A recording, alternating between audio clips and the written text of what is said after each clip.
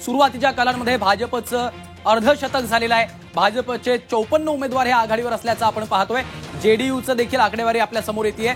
39 उमेदवारांनी आघाडी घेतलेली आहे. आरजेडीचे 45, काँग्रेसचे 7 उमेदवार आघाडीवर आहेत. अर्थात एनडीएनं आता शतक पूर्ण केलेलं आहे. 102 जागांवर एनडीए सध्या आघाडीवर असल्याचं चित्र आहे. जनसुराज पार्टीनं 3 जागांवर आघाडी घेतलेली आहे. एक महत्त्वाचे अपडेट आपण पाहतोय सध्याच्या या संपूर्ण निकाला संदर्भातले. आणि आरजेडीनं 47 जागांवर आघाडी घेतली आहे. त्याचवेळी 102चा आकडा आता एनडीएनं गाठलेला आहे. संजय आवटे सर, सुरुवातीचे जरी कल असले तरी देखील आता 100 शतक जे आहे ते आता एनडीएनं पार केलेलं आहे. कसं पाहताय तुम्ही या आकडेवारीकडे?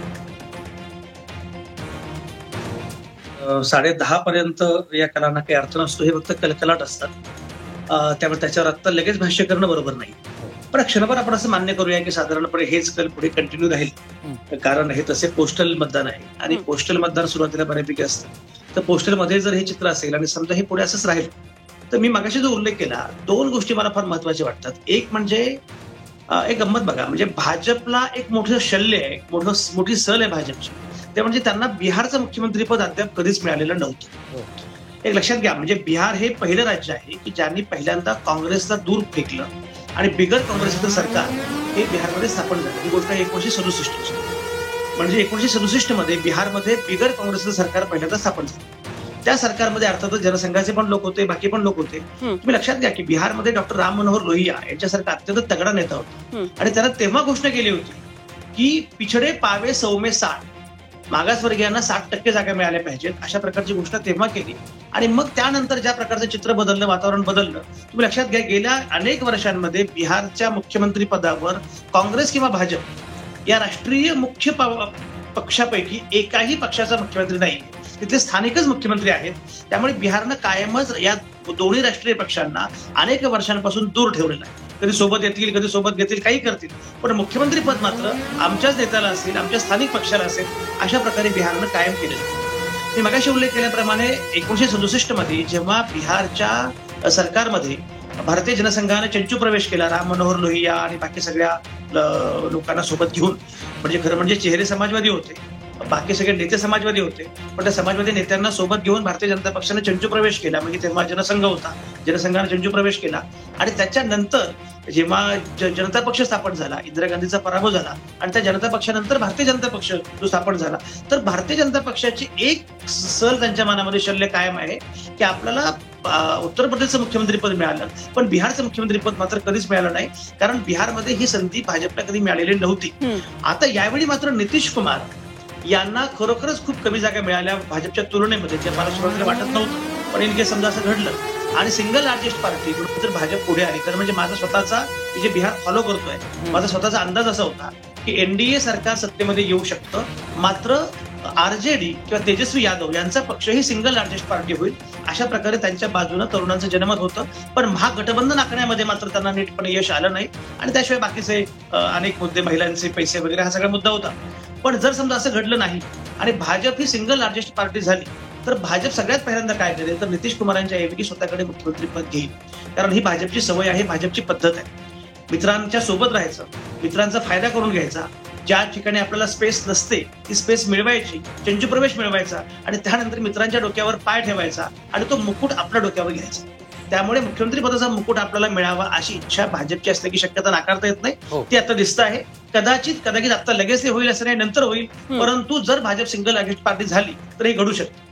पण याच्यामध्ये जो मुद्दा मी मगाशी पण मांडत होतो की एवढं सगळं करून सुद्धा आरजेडीला मिळणारं यश मात्र फारच चमकदार आहे. म्हणजे आयदर सिंगल लार्जेस्ट पार्टी किंवा क्रमांक 2चा पक्ष म्हणून जरी आरजेडी पुढे आली तरी सुद्धा हे फार मोठं यश आहे. याचं कारण असं की त्याचा मगाशी वारंवार उल्लेख होत होता की शेवटी आपण काही केलं, म्हणजे आपण महिलांना पैसे दिले, आपण महिला मतं आकृष्ट करण्याचा प्रयत्न केला किंवा वोट चोरीचा उल्लेख झाला, बाकीच्या सगळ्या गोष्टी झाल्या. हे सगळं जरी झालं तरी सुद्धा सत्तेमध्ये आपण आहोत, केंद्रामध्ये सत्तेमध्ये आपण आहोत.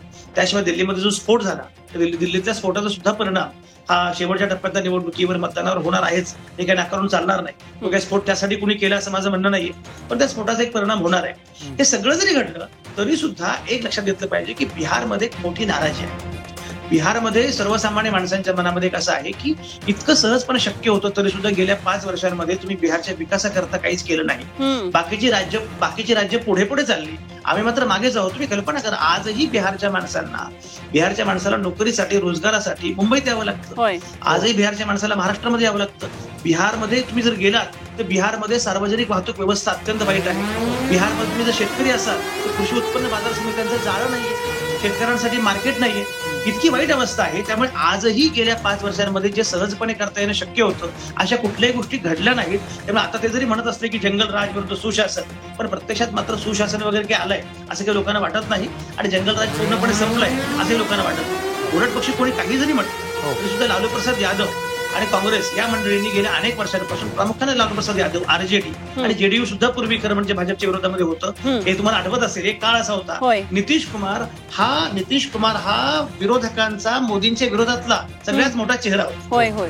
पण नितीश कुमारांनी भूमिका बदलली, त्यांना पलटूराम म्हटलं जातच, त्यामुळे ते तिकडून इकडे गेले. पण नितीश कुमार असोत किंवा लालू प्रसाद यादव असोत, हे सगळे सामाजिक न्यायाचे फार महत्वाचे पुरस्कर्ते होते. कारण शेवटी ही सगळी मंडळी घडली की प्रामुख्यानं राम मनोहर लोहियांच्या तालमीमध्ये.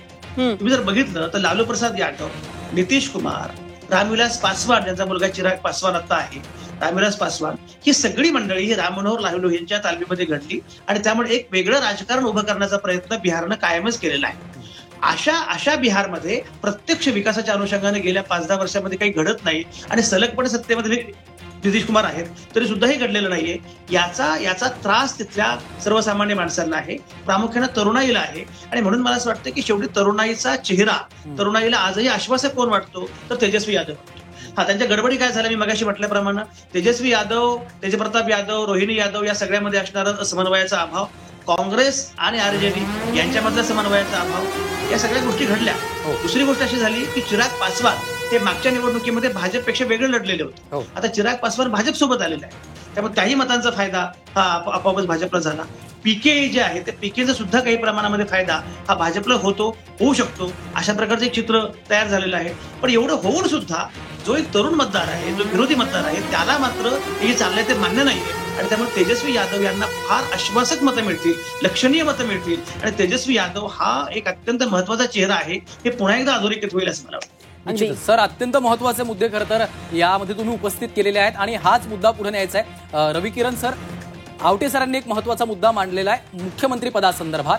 जर भाजप सिंगल लार्जेस्ट पार्टी या निकालानंतर उभी राहिली तर नितीश कुमार यांच्याकडे मुख्यमंत्रीपद जाईल का, ज्या पद्धतीचं आश्वासन त्यांनी दिलं होतं. कारण महाराष्ट्रामध्ये काय घडलंय आपण बघितलेलं आहे आणि आपला मुख्यमंत्री अद्याप बिहारमध्ये झालेला नाहीये याचं त्यांना शल्य आहे. त्यामुळं आता जी आकडेवारी समोर येते, भाजप सर्वात मोठा पक्ष जर झाला तर काय चित्र असणार आहे?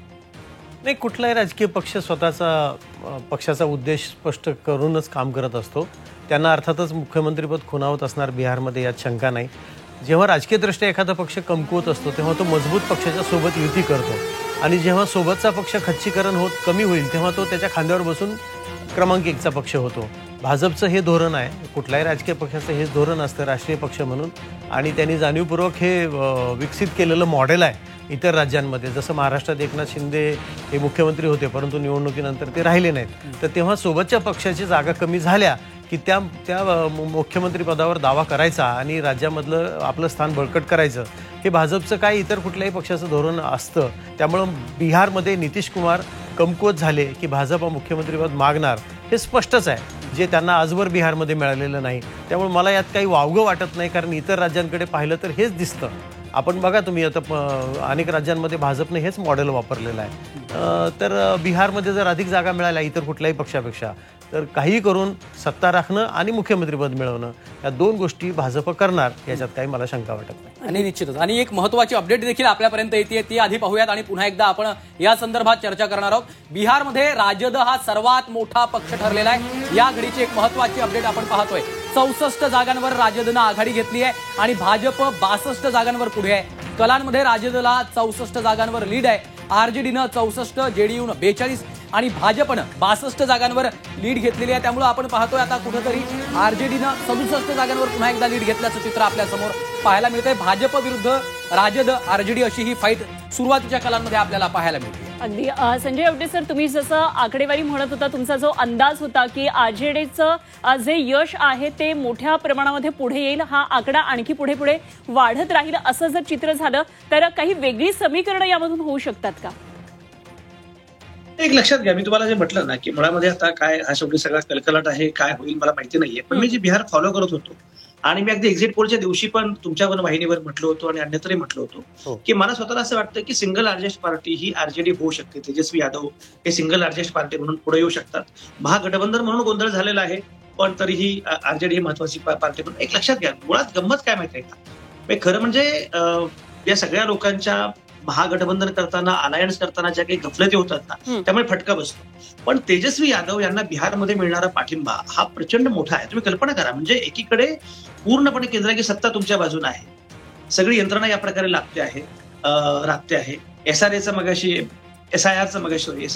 उल्लेख झाला, त्या माध्यमातून सगळं प्रयत्न सुरू आहे. वोट चोरीचा प्रयत्न सुरू आहे, महिलांना लालूच दाखवलं जात आहे. एवढं सगळं घडत आहे, तरी सुद्धा तेजस्वी यादव यांचा करिश्मा आणि यांचा जो काही वर्चस्मा सगळ्या त्या राजकारणावर आणि निवडणुकीवर दिसतोय, त्याचं सगळ्यात महत्वाचं कारण ज्याचा मगाशी उल्लेख झाला की आता जेनजी आपण जे म्हणतो आहोत ना, तर एक लक्षात घ्या, जी काही मतं आता मिळणार आहेत भाजपला किंवा एनडीए जरी सत्तेमध्ये आली तरी सुद्धा त्याच्यामध्ये जेनजीचा वाटा फार कमी असणार आहे. त्यामध्ये उलट पक्षी ज्येष्ठ मंडळी, वयोवृद्ध मंडळी की ज्यांना असं वाटतं बाबा केंद्रामध्ये जे सरकार आहे तेच आपल्याकडे आलं तर आपल्याला फायदा होईल, उगाच धोका पत्करायला नको, जोखीम घ्यायला नको, हा त्यातला मुद्दा आहे. किंवा महिला ज्या काय, पण जेनजीची मात्र मतं जी आहेत ती तेजस्वी यादव यांच्या सोबत आहेत.